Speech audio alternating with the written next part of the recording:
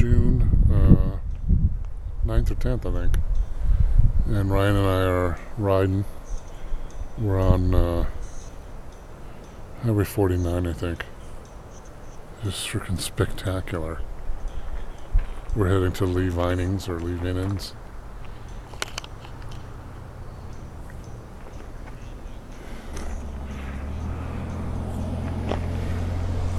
Just awesome.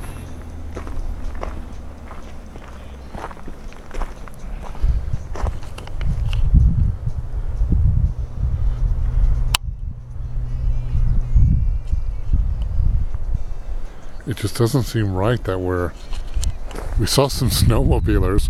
We were at about 10,000 feet, and there's snow like 10 feet deep still. It's just crazy that we see snowmobiles and we're on our motorcycles. It's so crazy. Just doing a little video narrating what we just went through.